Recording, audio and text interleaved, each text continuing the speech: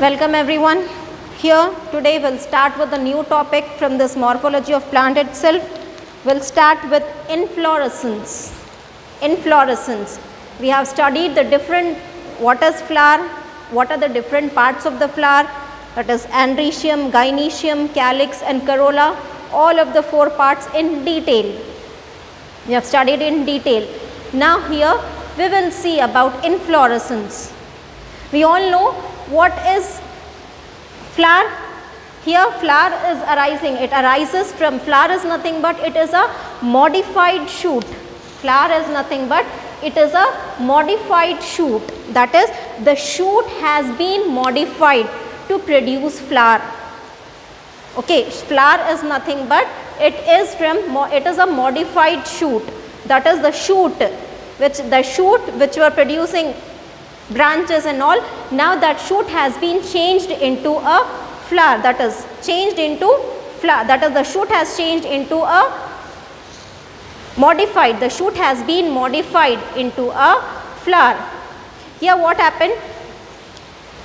We know that meristems are there. There are two types of meristems. Okay, one is shoot meristem and one is root meristem, apical meristem. Root meristem, two types of meristems are there, not meristems, here two apical meristems. Apical meristems are of two types. Apical meristem, apical means these meristems will be present at the apex of root and shoot. Meristem means rapidly dividing cells will be present at the tip or apex of root and shoot, at the tip of root and shoot. For example, this is a root. At the tip of this root we find apical meristem, root apical meristem, and above the ground, if this is the shoot, at the tip of this shoot apical meristem will be there, that is called as shoot apical meristem. Or whether it is branches, at the tip of this branches apical meristem will be present. So this shoot, this vegetative, this is the vegetative shoot. So this vegetative shoot changes into a floral meristem, that is shoot apical meristem, that is shoot apical meristem. This changes into floral apical meristem. The shoot apical meristem changes into floral apical meristems. Okay, and this floral apical meristem produces flowers. This floral apical meristem produces flower. We have seen what are the different types of, what are the different parts of the flower. Okay, if there is only one flower, if a plant produces only one flower, or if at the tip, if there is only one flower present, then that flower is called as solitary flower. It is called as solitary flower, that is single flower. Okay, but if a plant produces more than one flower, if a plant produces more than one flower, so here this flower can be, that is a plant can produce only one flower. A plant can produce only one flower, or it can produce clusters of flower. Clusters of flowers. Okay, many flowers. If it produces only one flower, then that flower is called as the solitary flower. Okay, if a plant produces only single flower, then that is a solitary flower. But if the flower, many flowers are produced, if the flowers are in clusters, then how are the flowers arranged? If the flowers are many in number, if a plant produces many flowers and in clusters, then how are those flowers arranged? So that arrangement of flowers on floral axis, the arrangement of flowers on floral axis. Now this shoot, that is floral meristem, which is nothing but floral axis. So these clusters of flower which is produced by the plants, how they are arranged? So that arrangement of flowers on floral axis, that is arrangement of flowers on floral axis, it is called as inflorescence. It is called as inflorescence. Single flower, it is a solitary flower. But if a plant produces clusters of flower, so that there should be arrangement, some sort of arrangement to accommodate that clusters of flower. So that arrangement of flowers, the arrangement of flowers on the floral axis, so that arrangement is called as inflorescence. So what is inflorescence? That is arrangement of flowers on the floral axis is called as inflorescence. It is a very important question. Inflorescence, question on inflorescence has been asked many times. So it is a very important long question. So concentrate carefully. It is easy only, but concentrate and understand it. So what is inflorescence? Arrangement of flowers on the floral axis, that is called as inflorescence. Now this arrangement of flowers on a plant, it is of two types. It is of two major types. That is, inflorescence is divided into two major categories. The first type is racemose inflorescence. The first type of inflorescence is racemose inflorescence, and the second type of inflorescence is cymose inflorescence. This arrangement is classified into two types. Arrangement of flowers can be of two types. First type of arrangement is racemose arrangement, and the second type of arrangement is cymose arrangement, that is cymose inflorescence. Inflorescence is of two types. The first type is racemose inflorescence and the second type is cymose inflorescence.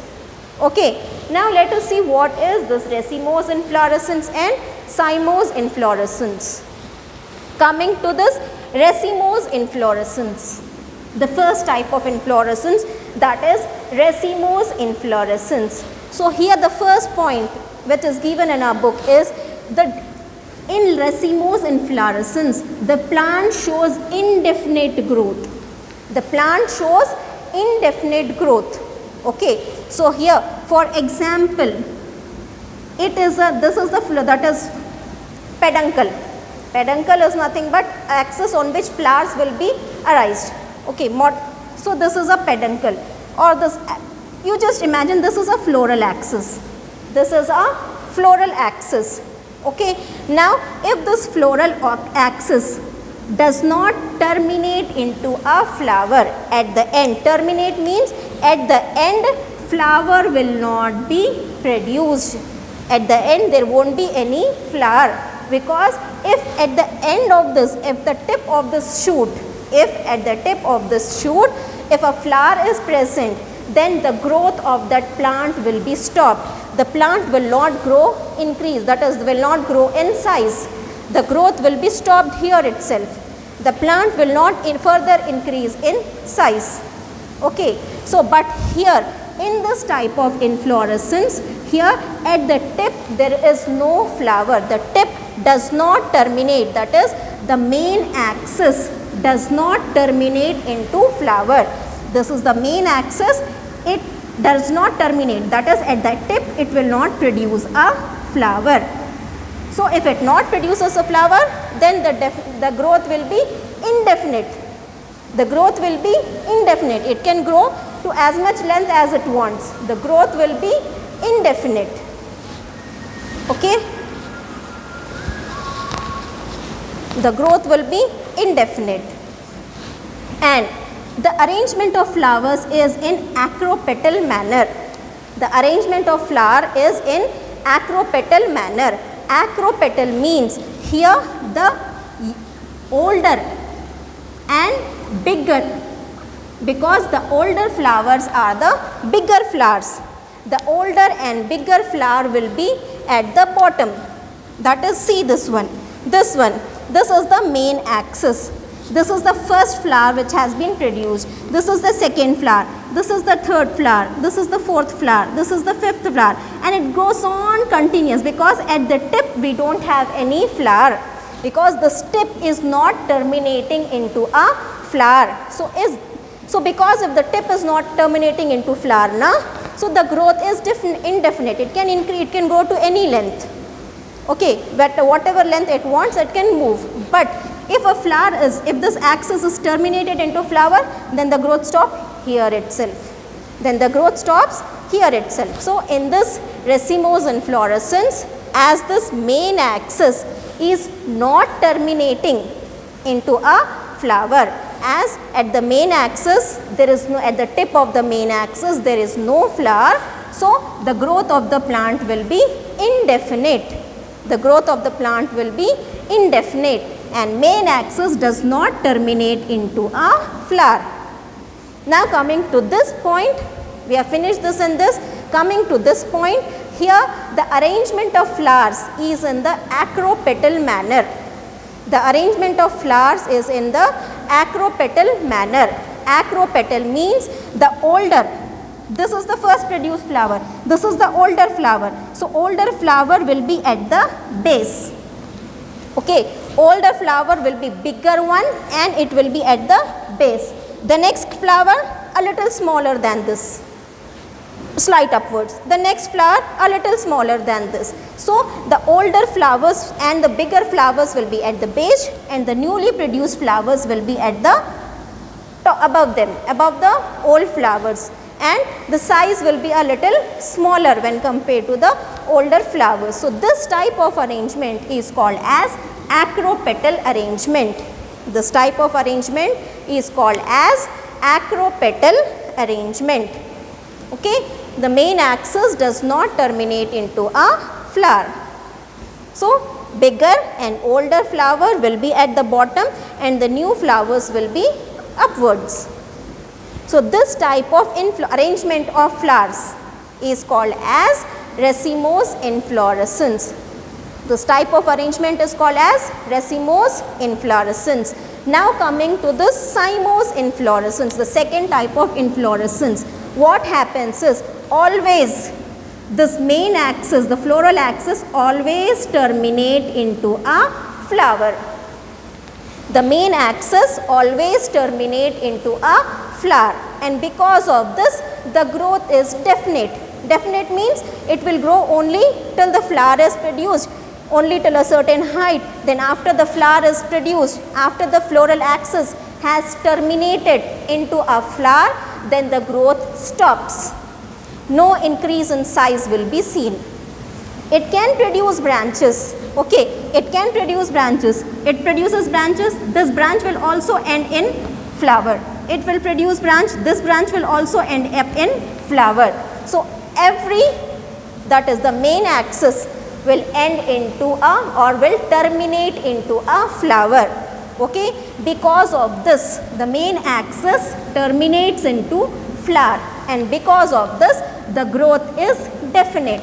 It will grow only to a certain size till the flower is produced, till the axis terminates into a flower. Whatever height is there, it will be that much only. It will not further grow.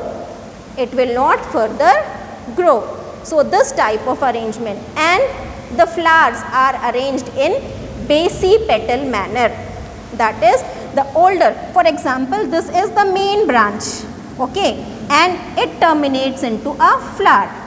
It terminates into a flower. So this will always be solitary. Only single flower will be there at the tip.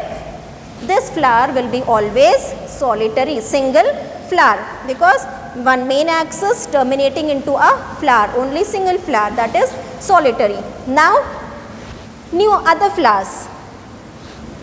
So this one, the new flowers will be produced here, be like this.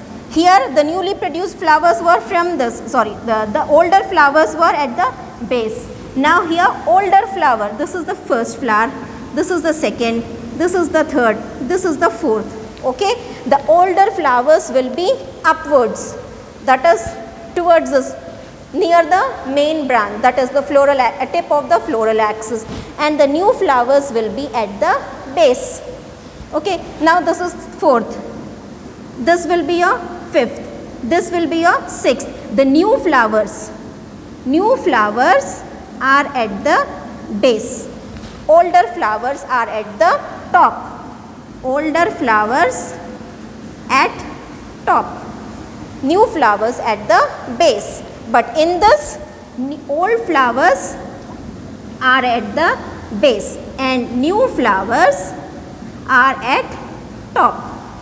This is the total opposite. Both racemose and cymose inflorescence are total opposite to each other.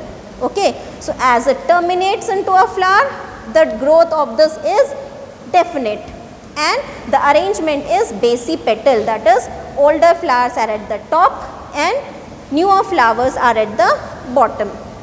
Here in this racemose inflorescence, as the tip is not terminating into a flower, the growth is indefinite and the arrangement is acropetal, that is the older flowers will be at the base and the newer flower will be at the top.